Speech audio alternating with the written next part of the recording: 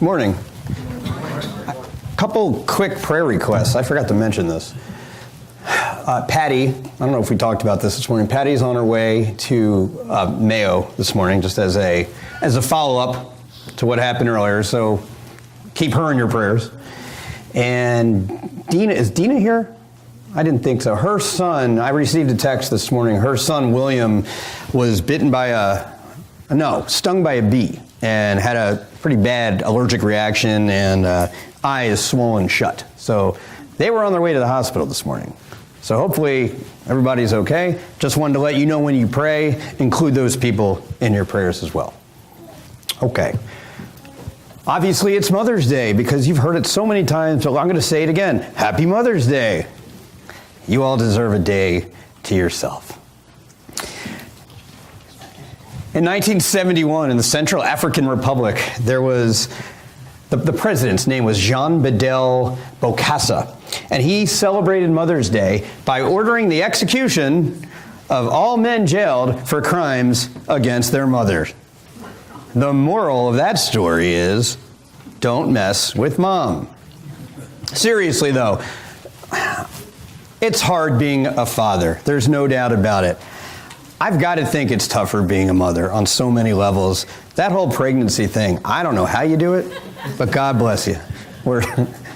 Yeah, Heather's like, I had a woman come into my office once, a few years back, and say, I am so stressed, and this is a mom. And I said, oh, what's bothering you? She said, well, I spend 50% of my energy on my job. I spend 50% of my energy on my husband. And I spend 50% of my energy on my children.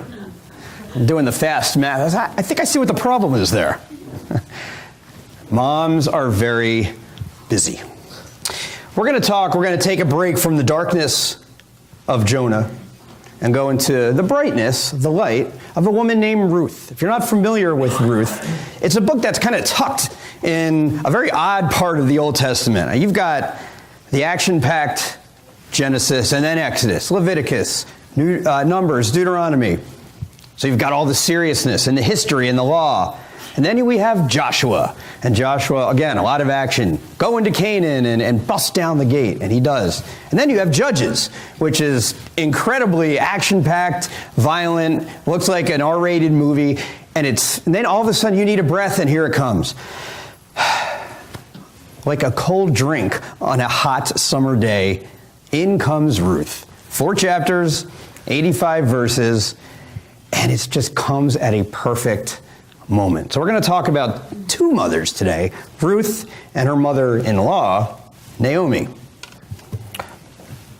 Ruth is I would say, an example of a positive mother role model. The Bible has some good and some not so much. On the left, we see Hannah. Hannah was unable to conceive initially, but remained faithful to the Lord and prayed and eventually became the mother of Samuel. Right. Other examples, Eve, well, yeah, there was that whole, fruit thing, of course, but she is the first woman. Moses' mom, Jochebed, we don't know a lot about her other than she made a major sacrifice by sending Moses down the river because, remember, they were murdering all the infant boys at that time. Certainly, John the Baptist's mom, Elizabeth, and Jesus' mom, Mary, are positive examples as well. On the flip side, we talked about our friend Lot this morning. This is his wife. You may notice it is a pillar of salt. Not good. She looked back, shouldn't have done that. There are some other examples. A woman named Maacah, who was, I believe, Abijah's mom, and she was all into Asherah poles and worshiping Baal, so that was no good. And then you had a woman named Athaliah, who massacred every single person in her family except for one, just so that she could be the ruler. And who can forget Jezebel? Jezebel.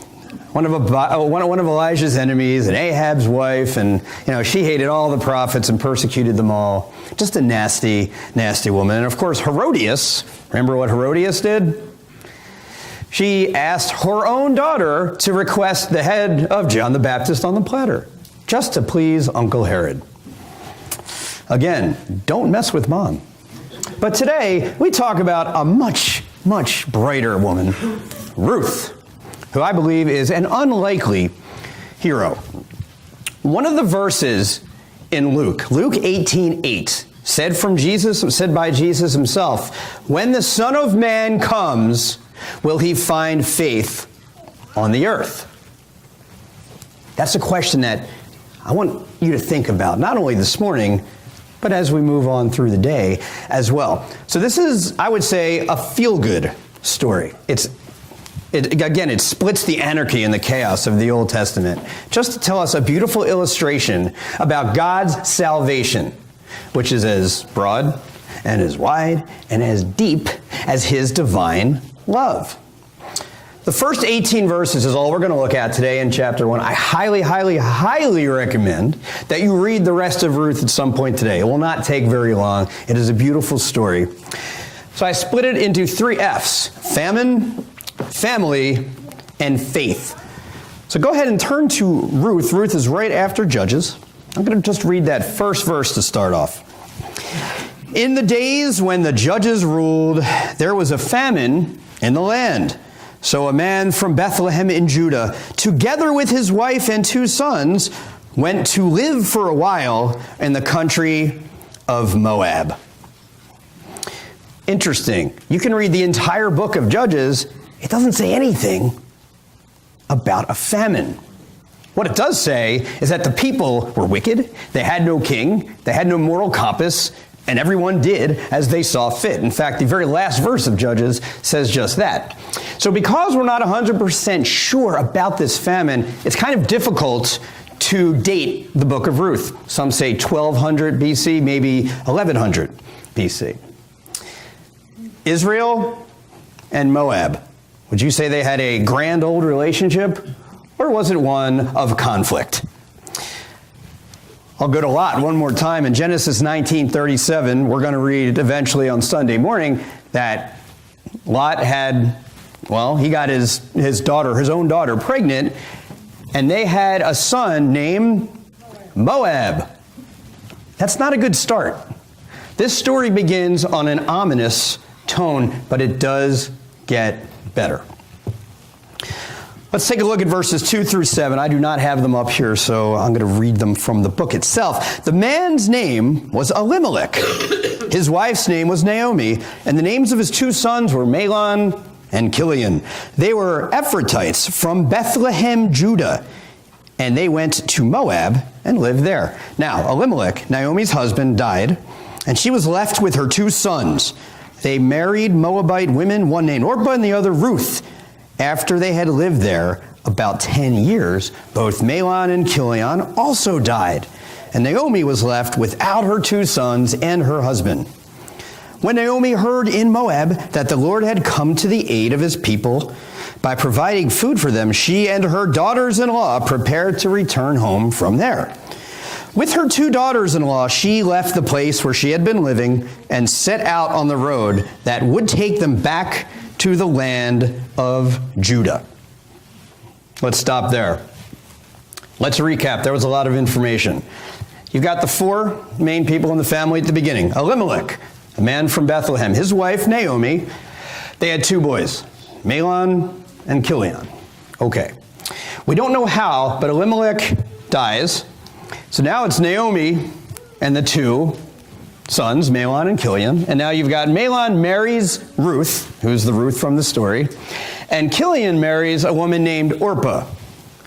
At least once today, I am going to accidentally call her Oprah. I'm giving you fair warning. I mean no disrespect. And then after this, unfortunately, both boys die. And it's just the 3 ladies left, Naomi, Ruth, and Orpah. And that's where we are now. What's fascinating about this story, among other things, we're not talking about judges. We're not talking about a family of kings, of prophets, of superheroes, of soldiers. We just don't know a lot about them. It's a family like yours and mine. What else? Bethlehem and Moab, about 20 to 30 miles apart. So what else do we know about Moab? Well, let's see. These guys married Moabites? But Matt, I'm an Old Testament scholar, you say, and according to Deuteronomy 23, well, this can't happen. I'm glad you brought that up. Let me read Deuteronomy 23:3. No Ammonite or Moabite or any of their descendants may enter the assembly of the Lord, not even in the 10th generation. Did it say anything about marriage? Marriage was actually permitted. So 10 years later, husband dies, the sons die. Naomi loses all the men in her life. Why? Is this divine judgment, God? Does this remind us of any other person that we might remember from the Old Testament?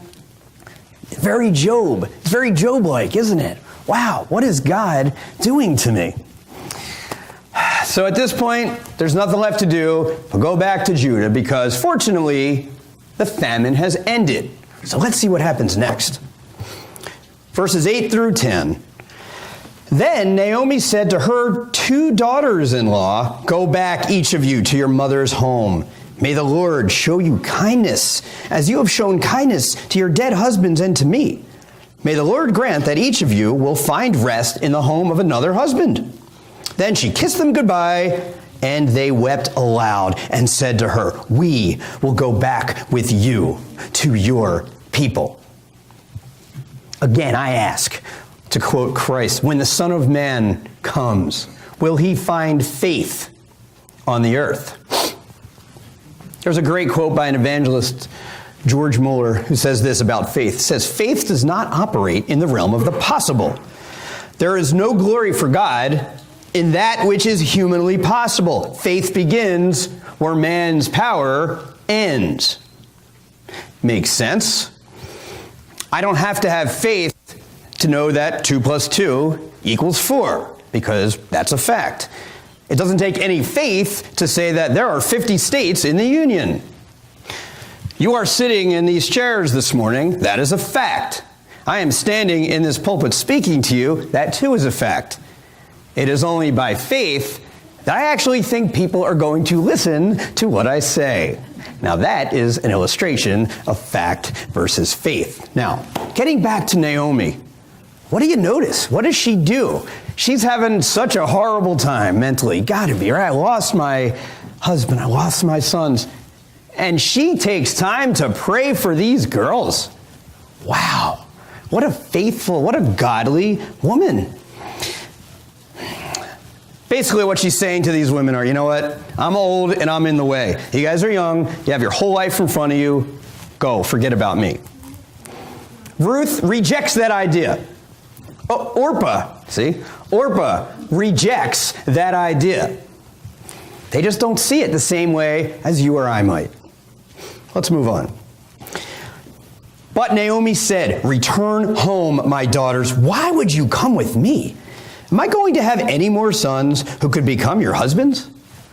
Return home, my daughters. I am too old to have another husband.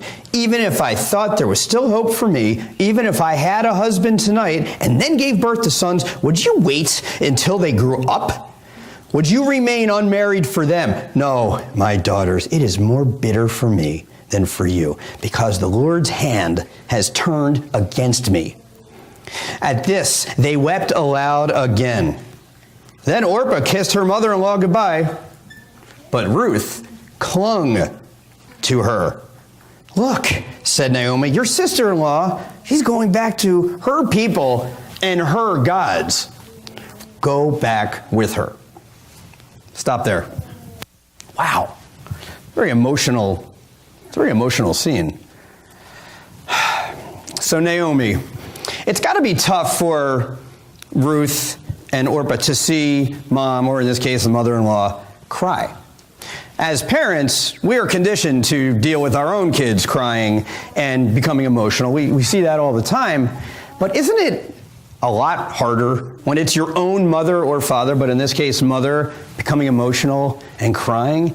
It's, I don't want to say awkward, but it's almost weird to see that because, well, mom and dad are tough. We're not supposed to let our kids see us get emotional, right? It's tough, to see mom struggle. And I know some people in here have had to deal with mom going through Alzheimer's. And I can't imagine personally what that's like, watching mom have to suffer like that. and essentially, become so reliant on you as her child. Now, this isn't the same situation, but it still is nonetheless a test of character. Just like we have our character tested when we deal with trouble in our own families. Why should you could you imagine for a second your mom saying to you, why should you have to suffer because of me? Go, get away from me and live your own life. Wow. So at this point, Orpah, okay, he convinced me. So Orpah left. But what does it say about Ruth? Not only does she stay, she clings. She clings to mom, or to her mother-in-law. Where else do we see that? Who did Jesus show himself to after the empty tomb? Who was that? Mary Magdalene. And what did she do to him? She held to him. And he says, do not hold me, do not touch me. This is John chapter 20. The Greek, it actually comes out to do not cling to me. Obviously, different context. We're talking about the resurrection here, and Jesus needs to still fulfill the ascension to the Father. But boy, what a great relationship Ruth had with her mother-in-law. Now, you've heard all the jokes about mother-in-laws, and I know some people call them monsters-in-law. Is that right? I would never do that. Right, Michelle? Michelle's mom is actually really great, and we've got a very good relationship. So, but I get it. I understand it's not always easy to be around in-laws. So getting back to Orpah for a second, I kind of took a shot at her, but really it's hard to blame her. She has to live her life. She wanted to be a wife. The difference is Ruth wanted to remain a daughter. Let's see how it ends, 16 through 18. But Ruth replied, don't urge me to leave you or turn back from you. Where you go, I will go. And where you stay, I will stay. Your people will be my people, and your God, my God. Where you die, I will die, and there I will be buried. May the Lord deal with me, be it ever so severely, if even death separates you and me. When Naomi realized that Ruth was determined to go with her, she stopped urging her.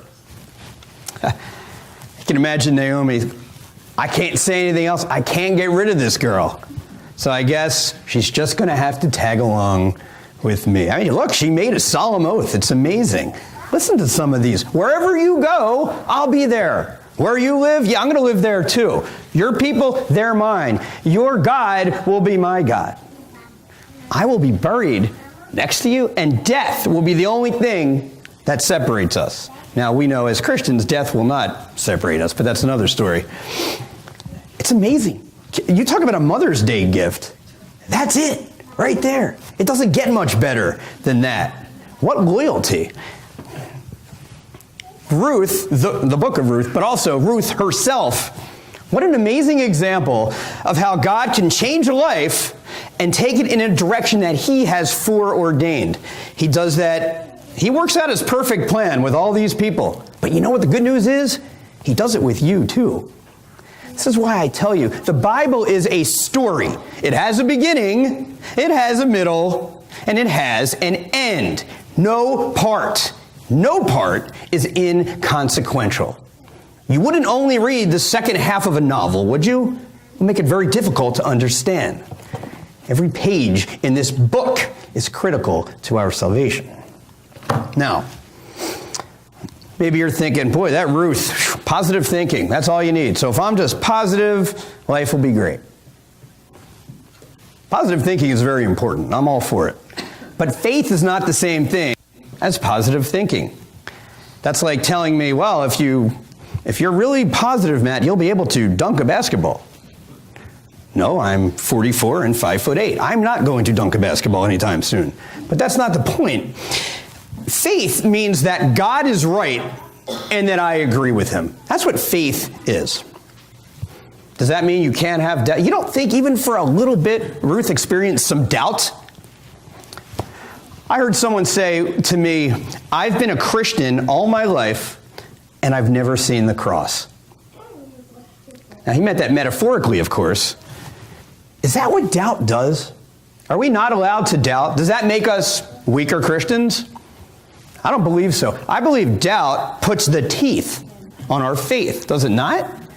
Look, it's easy to be faithful and positive when it's 82 degrees and sunny and everything is going great in your life, and aren't you just swell? But what about when you get that phone call explaining a diagnosis? Is it easy to have faith then? What about when you struggle financially and lose that job? When you see your friends struggle with disease or finances, it's not easy, but it is part of the process, because a faith that is not validated is not a true faith at all. A faith that is not tested, I should say, is one that is not validated, and therefore is not a true faith at all. Ruth had faith. Now, what were the results of her faith? It ended pretty well. She married a man named Boaz. Boaz was, the long and short of it is, Boaz was a wealthy landowner from the same clan as Elimelech. After that, she had a baby, but it says the Lord enabled her to conceive. And she gave birth to a son. I wonder if this is important. Well, she had a son named Obed. Boy, Matt, there are so many names in the Old Testament. I can't remember all of them. Okay, well, remember this. Ruth had a son named Obed. Obed became the father of a man named Jesse. Jesse became the father of a man named David. That's King David, by the way. Ruth was King David's great-grandmother. That's like if Charlotte one day, Linda, becomes Queen of New Lenox. Does that even exist? Anyway, you'll be royalty because of that. Hey, stranger things have happened, right? But it truly is amazing. Her faith, it's incredible to contemplate the dominoes that ultimately fell because Ruth was a faithful woman. When you think about it, because of what she did, a baby was born. A baby was born 2,000 years ago in Bethlehem of a virgin in a manger. See where I'm going with this? The dominoes fell in a positive way. The third point. Ruth is actually one of only 5 women in Matthew's genealogy of Jesus. For whatever reason, Luke does not include the women. Matthew does. The 5 women, you've got Ruth, Rahab, Tamar, Mary, of course, and Bathsheba, only it does not say Bathsheba, it says Uriah's wife. That's for a different sermon altogether. Point is, Ruth's sacrifice paid off in many, many, many big ways. Christmas Eve, 1952, there was a young Korean woman who was very much pregnant. And I guess you can't really be a little pregnant, huh? Well, anyway, she was about to give birth. 9 months. And she was walking around town. She was poor. She didn't have family or friends. People were laughing at her. It was freezing out. And she was literally doubled over in pain with contractions. She didn't know what to do. But then she remembered, there's an American missionary who kind of lives nearby, so I'm going to go to his house. Only she didn't make it because she was about to give birth. So she found shelter underneath some bridge, and she's sitting down and freezing, and she actually delivered her own baby. And it's freezing out, like I mentioned, so she takes off her clothes, puts them around her son, carries him close to her chest, and they fall asleep in those elements. The next morning, this American missionary walks out of his house and hears the sound of a baby crying. He walks over there, and he sees the baby. The baby is okay, but unfortunately, mom froze to death. So what happened is, he ends up adopting this baby boy. 10 years later, he finally decides to tell him how his mother's death on Christmas Eve led to his birth. The young boy wept, realizing the magnitude of the sacrifice that his mother had made for him. Now that's a mother we can honor this Mother's Day.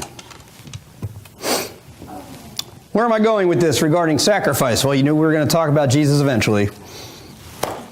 Do you believe that when the Son of Man comes, he will find faith on the earth? Do you believe that Christ's sacrifice saves you and gives you birth? Do you believe that your gift is free? Let me tell you something about Ruth. She did some great things, but she was not righteous because of anything she did. Why was she righteous? Because of her faith. Her salvation was a result of her faith, and indirectly, your salvation is a direct result of her faith. It's amazing. Every week we talk about you want to come up and come forward and get baptized. All these things go through your mind, right? It's amazing. That decision, one person, it's a decision about one person, and we make it so complicated, like it's all about ourselves. I said this last week. Baptism, salvation has absolutely nothing to do with you. Nothing. It has everything to do with the man who made that sacrifice, who is the way, the truth, and the life. This according to John 14:6. Ruth stood by Naomi, and this would eventually pave the way for a man to pay the ultimate price for every sin that you have ever committed. Ruth stood by Naomi, and in the same way, we must stand by Jesus when times are tough, when the world mocks us, when people turn against our Christian values, when people say to you, you're on the wrong side of history, whatever that means. When someone says that, you say, no, I'm not on the wrong side of history. I stand for the right way of biblical truth. Ruth stood by Naomi.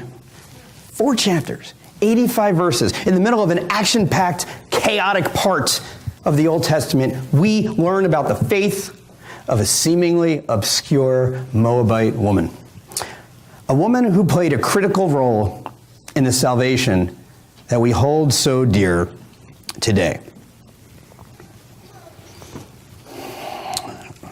Moral crisis, physical crisis, emotional crisis. If you experience one of those, and we all either did, will, or will soon, God will still look for you. You don't have to live a perfect life for God to use you. Are you serious? Look around. I don't see too many perfect people here. I know I'm not one. God blessed Ruth, which of course has an everlasting effect on us today. He will bless you the same way. You just have to let him. Don't wait for the right time, because the right time might not ever come. God does not call the equipped. He equips the called. Again, it's about him. It's not about us. And you've heard me say this before. Everyone dies. You know the stats. I'll say it to you if you haven't heard it. Ready? 1 out of every 1 person in this room will die. I'm sorry. But not everyone lives. And I mean, not everyone impacts the lives of others like someone like Ruth did. You see the incredible transformation from despair to victory that Naomi had. And by the way, it ends well for Naomi once Ruth has the son, because that works out in Naomi's favor as well. Once you read the rest of Ruth, you will figure that out. All through the selfless acts and faith of daughter-in-law. Amazing. So as we come to the close, if you do want to be baptized, if you have not been there yet, if you have not had your sins washed away, even if you're 30, 40, 50, 150 years old, it doesn't really matter. You remember the parable of the workers in the vineyard, Matthew 20, 1 through 16. The workers who started their day right away in the morning got paid the same exact amount as those who started at 5 p.m. My point is, it's not too late. And I haven't even been baptized a decade. It's not too late. It does not matter. And if you're thinking, man, I'm too far gone for God to forgive me, hey, you may be closer than you think. Again, it's not about you. It's not even about admiring Jesus. It's not all about following Jesus. It's about being united with Jesus. It's about dying with him and then learning to live your life the way that God had designed it for you to live. I want you to think about these things. Again, happy Mother's Day to everybody here. I hope and pray that you have a wonderful rest of the day, and we will stand and sing.